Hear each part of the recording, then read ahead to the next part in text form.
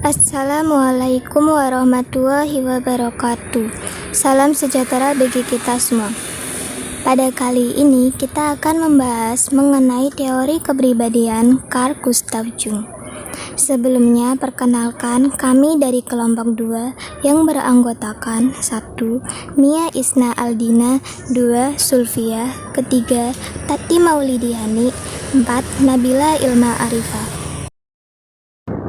Sebelum kita lanjut ke materi, alangkah baiknya kita tahu siapa itu Carl Gustav Jung. Carl Gustav Jung yaitu seorang psikolog yang berasal dari Swiss dan merintis dan juga mengembangkan konsep psikologi analitik atau yang sering disebut dengan psikoanalisis. Carl Gustav Jung ini lahir di Kenswil pada 26 Juli 1875 dan meninggal di Kuznets pada 6 Juni 1961 pada umur 85 tahun. Struktur kepribadian teori Jung ada 3, yaitu yang pertama ego. Ego yaitu unsur yang menentukan persepsi pemikiran, perasaan, dan juga ingatan yang memasuki kesadaran dalam otak kita. Yang kedua, ketidaksadaran persona. Hal-hal yang diperoleh individu selama hidupnya yang akan berpengaruh di dalam tingkah lakunya. Yang ketiga, ketidaksadaran kolektif, mengandung isi-isi yang diperoleh selama pertumbuhan jiwa seluruhnya, yaitu pertumbuhan jiwa seluruh jenis manusia melalui generasi yang terdahulu. Sikap jiwa menurut Jung itu dibagi menjadi 2. Pertama ekstrovert, kedua introvert. Ekstrovert itu orang dipengaruhi oleh dunia objektifnya, yaitu dunia di luar dirinya. Sedangkan introvert yaitu tipikal orang yang lebih senang menghabiskan waktu sendiri. Dan introvert itu sering membutuhkan waktu sendiri itu untuk memulihkan energinya setelah berada dalam lingkungan sosial. Manifestasi ketidaksadaran. Yang pertama itu simptom dan kompleks. Simptom itu adalah tanda bahaya yang memberitahu ada sesuatu kesadaran yang tidak sempurna dan perlu perluasan ke alam tak sadar. Sedangkan kompleks yaitu bagian kejiwaan kepribadian yang telah terpecah dan lepas dari kontrol kesadaran itu dan mempunyai kehidupan sendiri dalam kegelapan dan ketidaksadaran yang selalu dapat menghambat ataupun memajukan prestasi kesadaran. Kemudian mimpi. Mimpi menurut Jung mempunyai fungsi konstruktif, yaitu mengkompensasikan kebersebelahan dari suatu konflik. Yang terakhir yaitu archetypus.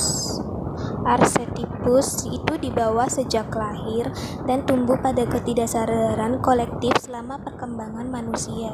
Jadi tidak bergantung pada manusia perseorangan dan merupakan pusat medan tenaga dari ketidaksadaran yang dapat mengubah sikap kehidupan sadar manusia.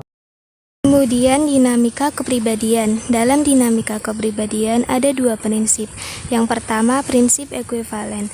Prinsip ekuivalen ini yaitu menyatakan bahwa apabila sesuatu nilai menurun, maka jumlah energi yang didukung oleh nilai itu tidak hilang dari kepribadiannya, melainkan akan muncul kembali dalam nilai baru.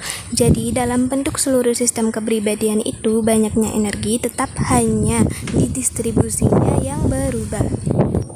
Prinsip kedua itu entropsi. Entropsi ini mengatakan bahwa apabila 2 benda yang berlainan panasnya bersentuhan, maka panas akan mengalir dari yang lebih panas pada yang lebih dingin.